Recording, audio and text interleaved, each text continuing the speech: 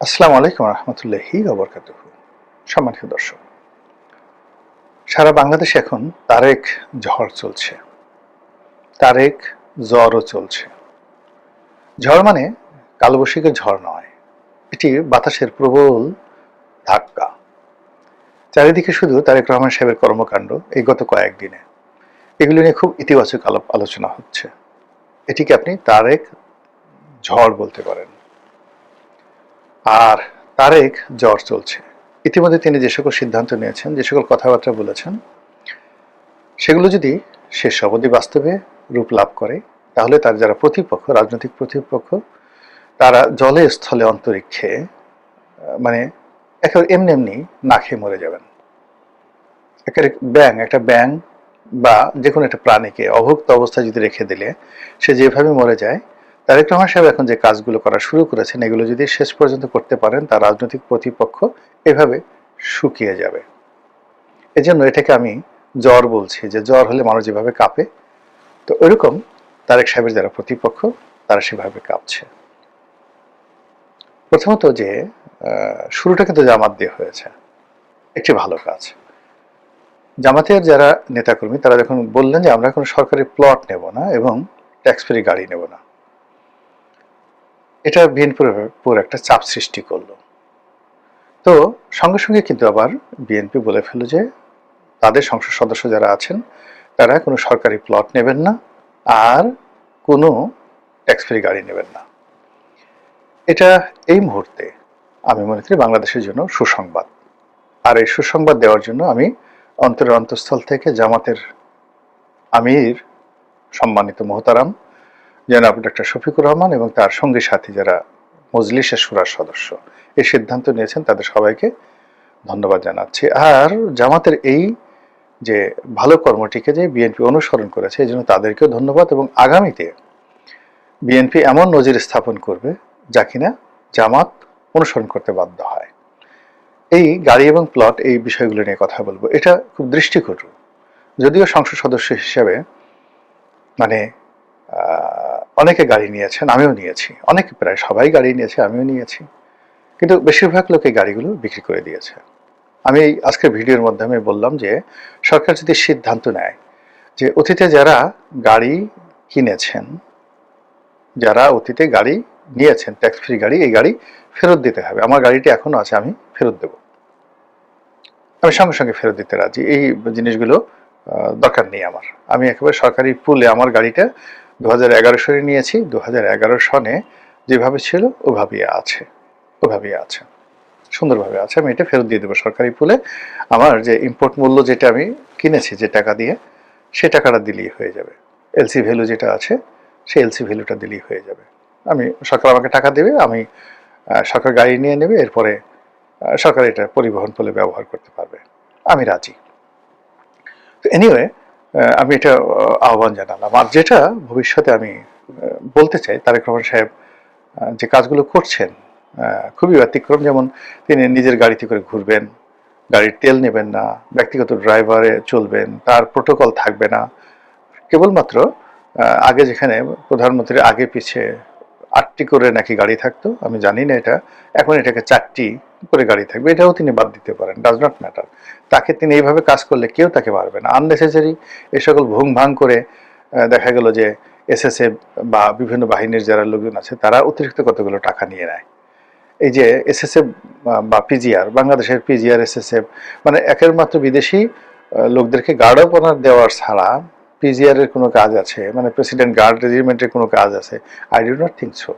বাংলাদেশে এই যে ছোট্ট একটা মানে মানে মব, ছোট্ট একটা বিরোধ, এই যে এই সময়টাতে গত 17 মাসে সেনাবাহিনীর, পুলিশ, নেভি কেউ তো রক্ষা করতে পারেনি, তারা নিজেরা ইয়ানফসি করেছে।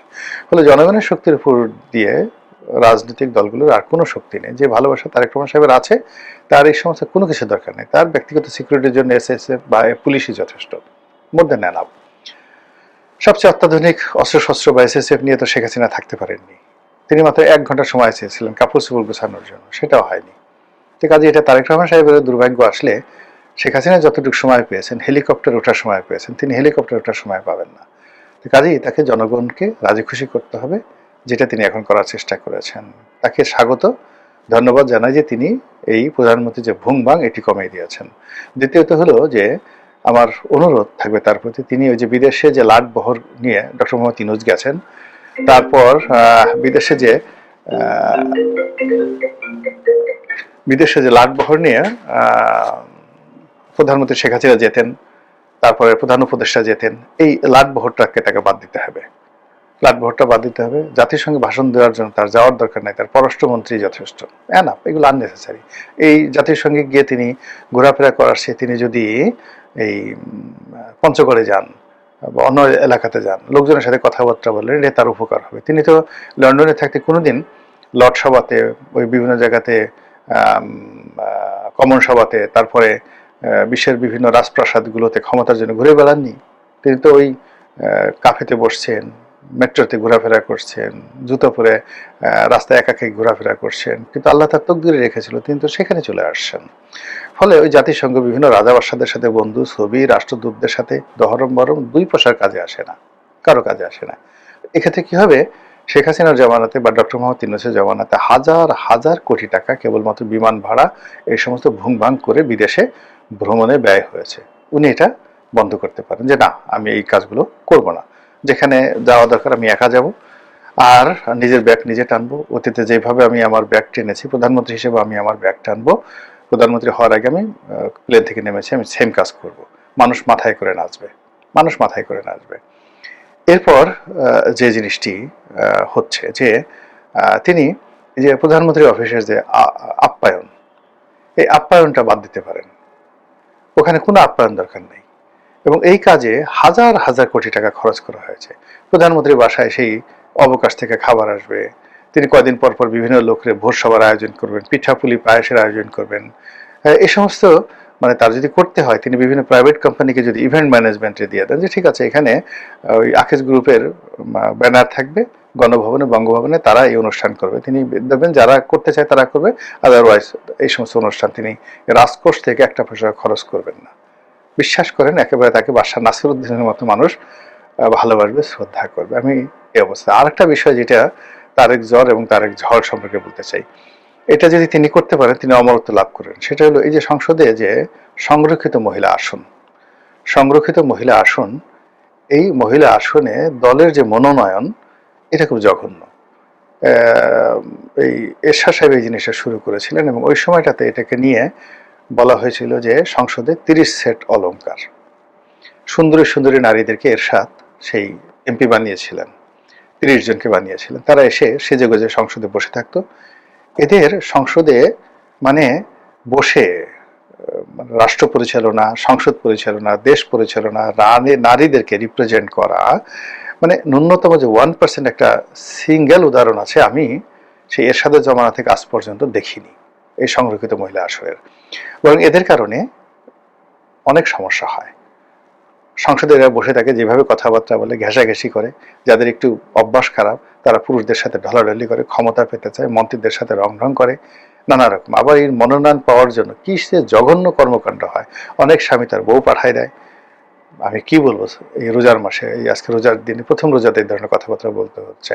ফলে এই জায়গাটাতে তিনি যদি দলের যারা নেতাকর্মী রয়েছেন, যোগ্য নেতাকর্মী রয়েছে নারী, তাদেরকে পুরুষদের মতো মনোনয়ন তিনি আহ্বান করলেন, দল থেকে মনোনয়ন দেওয়া হলো।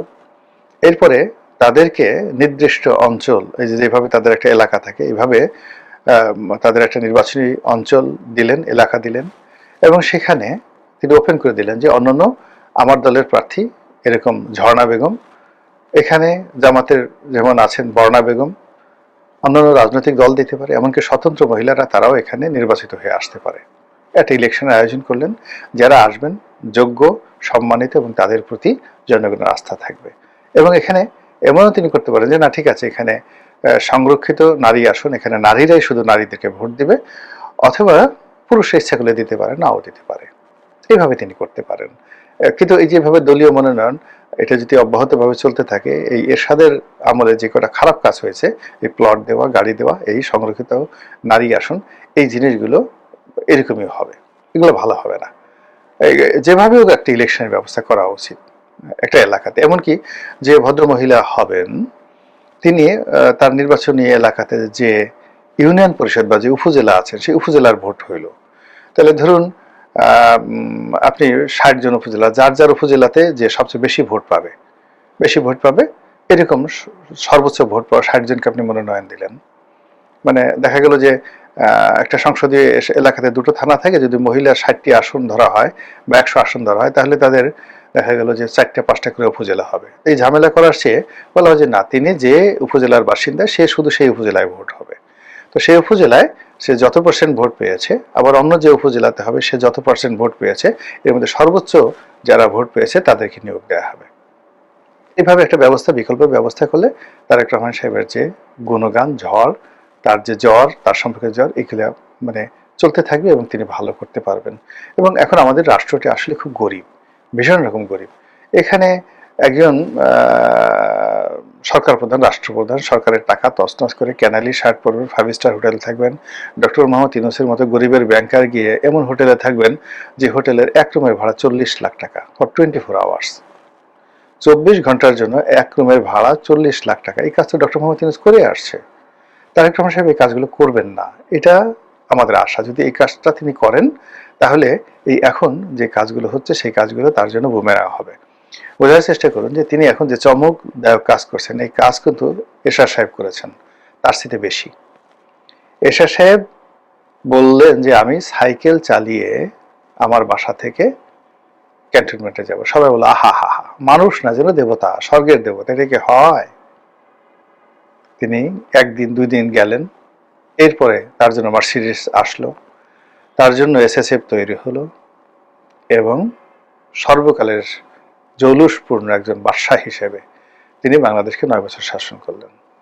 তারেক রহমান সাহেব এখন এই ট্রাফিক জ্যামের মধ্যে দিয়ে যাচ্ছেন, তার দেরি হচ্ছে এবং তিনি স্বাভাবিক ট্রাফিক জ্যাম অনুসরণ করছেন। আমরা বলছি মারহাবা মারহাবা মারহাবা, সেম কাজটা কিন্তু শেখ হাসিনাও করেছিলেন এবং তিনি ঘোষণা দিয়ে করেছিলেন যে আমি যদি নির্বাচিত হই তাহলে আমি এই কাজ করবো না। তারেক রহমান সাহেব অবশ্য ঘোষণা দেননি, কিন্তু শেখ হাসিনা ঘোষণা দিয়েছেন এবং তিনি নির্বাচিত হওয়ার পরে অনেক দিন এইভাবে তিনি চালচলন করেছেন, কিন্তু পরে তিনি নিজে রক্ষা করেননি বা তার সাথে বা আশেপাশে যে সকল লোকজন থাকে তারা সেটা রক্ষা করেনি। ফলে কি হলো, শেখ হাসিনার জমানাতে এই যে তার যে প্রোটোকল, সেই প্রোটোকলের কারণে এই শহর স্থবির হয়েছে বহুবার, আর এই রাষ্ট্রের কত হাজার কোটি টাকা যে খরচ গেছে তার কোনো ইয়াত্তা নাই। তো সেই কাজটি তারেক রহমান সাহেব শুরু করেছেন, ধন্যবাদ দিচ্ছি, কিন্তু আরো ধন্যবাদ দেবো, দোয়া করব যদি তিনি সেটি শেষ পর্যন্ত লালন করতে পারেন, পালন করতে পারেন, অনুসরণ করতে পারেন। এমনকি এই যে তার এই প্রোটোকলের পরিবর্তে তিনি যদি ব্যক্তিগত হেলিকপ্টারে করে বা রাষ্ট্রের হেলিকপ্টারে করে তার বাসভবন থেকে সচিবালয়ে আসেন, সেটাও রাষ্ট্রের জন্য অনেক অনেক কম ব্যয়। এখানে পার আওয়ার ফ্লাইংয়ে মানে হেলিকপ্টারগুলো খুব অল্প টাকা নেয়, সম্ভবত 50-60 হাজার টাকা হলেই তিনি আসতে পারবেন। কিন্তু তার গাড়ির বহর নিয়ে সবাইকে ঠেকিয়ে দিয়ে তিনি যদি সচিবালয়ে আসেন, 1 ঘন্টা যদি যানজট হয় সেই 1 ঘন্টাতে 100 কোটি টাকা লস হবে। তো এই কাজগুলো তিনি শুরু করেছেন, এটার জন্য তাকে অনেক অনেক ধন্যবাদ। তো এটা চলতে থাকুক, রাষ্ট্র চলমান, সময় চলমান, আমরাও চলমান। তিনি ভালো কাজ করেছেন, আজ প্রশংসা করলাম।